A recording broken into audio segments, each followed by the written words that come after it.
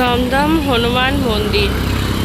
এই যে সোজা দেখছো এই পাশে কেষ্টপুর খালের সোজা নাগের বাজার চলে যাচ্ছে।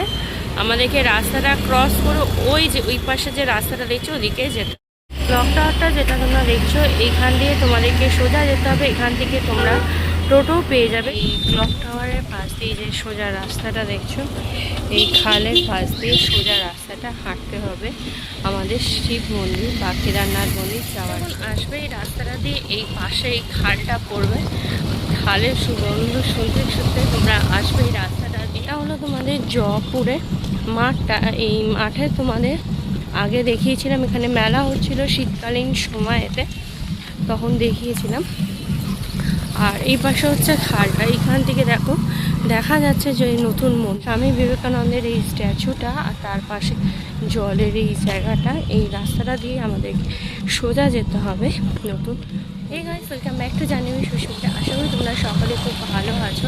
রাস্তাটা দিয়ে যখন যাচ্ছি তো তাহলে তোমাদের জানিয়ে দিই আজকে আমি কোথায় যাচ্ছি। আজকে আমি তোমাদেরকে কেদারনাথ মন্দিরে নিয়ে আসছি। অবশ্যই উত্তরাখণ্ডের নয়, কলকাতার দমদমে কেদারনাথ মন্দির নতুন স্থাপন হয়েছে। সেই কেদারনাথ মন্দিরের উদ্দেশ্যেই আমি যাচ্ছি।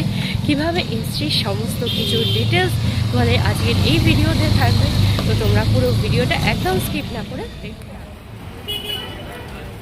তোমরা যখন আসবে এখানে একটা সুন্দর গেটটা দেখতে পাবে, আর এই গেটটার পাশেই হচ্ছে জয়শ্রী কেদার মন্দির। এই রাস্তাটা দিয়ে, ঠিক আছে, এই রাস্তাটা দিয়ে আসার পরেই তোমরা সোজাসুজি এই মন্দিরটা দেখতে পাবে। একদম দূর থেকেই দেখা যাচ্ছে এই মন্দিরটা।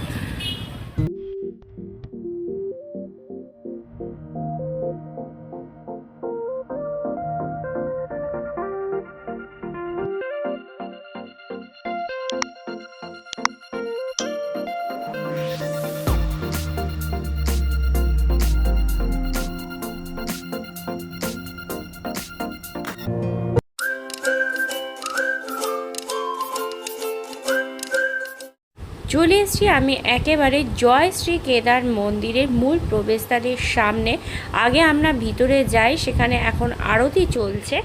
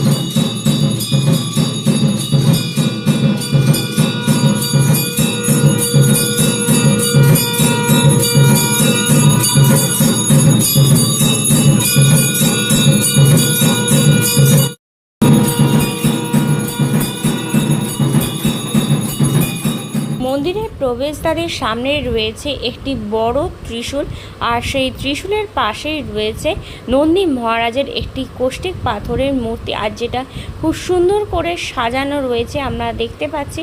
আমি আগে ভাবলাম তোমাদের বাইরেটা মন্দিরের দর্শন করিয়ে নিই, তারপর তোমাদের ঠাকুরের দর্শন করাবো। আর তার ঠিক পাশেই রয়েছে জগদ্ধাত্রী ভবন। প্রত্যেক বছর জগদ্ধাত্রী পুজোর সময় এখানে জগদ্ধাত্রী পুজো হয়, আর তার ঠিক পাশেই নবনির্মিত জয়শ্রী কেদার মন্দির।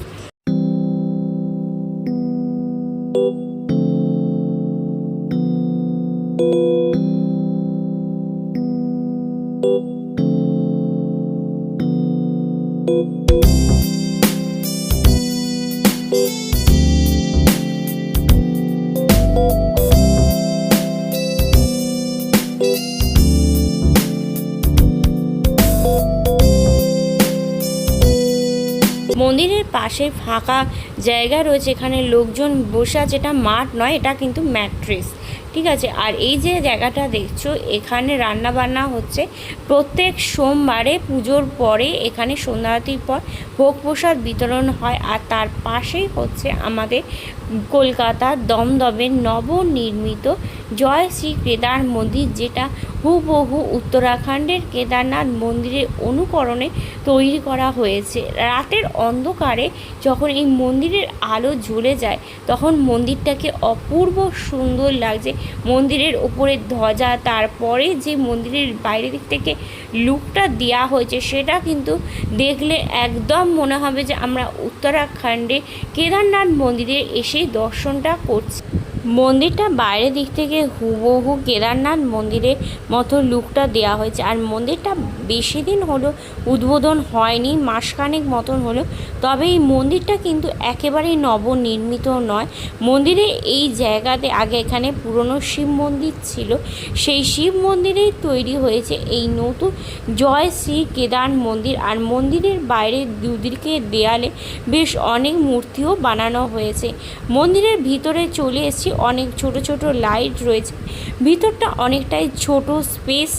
পিছনের দিকে রয়েছে বাসুকী নাগ, আর তারপরে রয়েছে শিবলিঙ্গ, আর শিবলিঙ্গের পরে রয়েছে হুবহু উত্তরাখণ্ডের কেদারনাথ মন্দিরের আকারে তৈরি একটি শিবলিঙ্গ।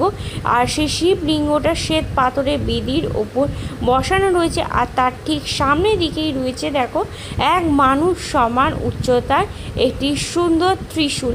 আমরা এপাশে দিক থেকেও দেখছি, মোড়ও চাইলে কেউ প্রদক্ষিণও করতে পারে। ঠাকুরের তোমাদেরকে দর্শন করালাম। আমি যখন এসেছিলাম সন্ধ্যাবেলা, সন্ধ্যা আরতি হচ্ছিল, তো সন্ধ্যা আরতি করে কিছুটা তোমাদেরকে দেখানো, জাস্ট সন্ধ্যা আরতি স্টার্টই হয়েছিল।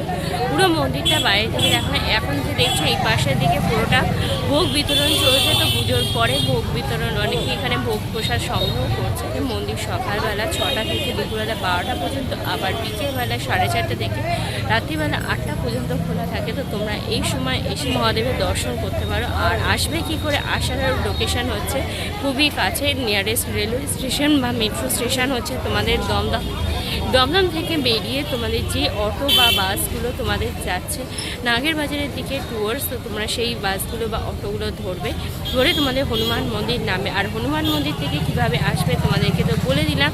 তোমরা চাইলে হেঁটেও আসতে পারো বা চাইলে তোমরা টোটো করেও আসতে পারো এই মন্দিরে, যাতে কোনো অসুবিধা হবে না। আর একদম রাস্তার উপরেই এই মন্দিরটা, তো তোমরা দূর থেকে দেখতেই পাবে এই নতুন কেদারনাথ মন্দিরটা। আর অনেকের পক্ষে সম্ভব হয় না উত্তরাখণ্ডে গিয়ে কেদারনাথের দর্শন করো, তো তারা অবশ্যই এখানে আসতে পারো। তাহলে পুরো কেদারনাথের মন্দিরের ভয়েসটা কিন্তু এখানে ফিল হয়ে যাবে। আর আজকের ভিডিওটা তোমাদের যদি ভালো লেগে থাকে তাহলে তোমরা অবশ্যই লাইক করো, কমেন্ট করো, শেয়ার করো তোমাদের ফ্রেন্ডস অ্যান্ড ফ্যামিলির মধ্যে। আর আমার চ্যানেলটা সাবস্ক্রাইব করতে একদমই ভুলো না। খুব তাড়াতাড়ি তোমাদের সাথে একটা নতুন কোনো ভিডিও নিয়ে দেখা হবে। তো ততক্ষণের জন্য tata, bye bye and see you soon.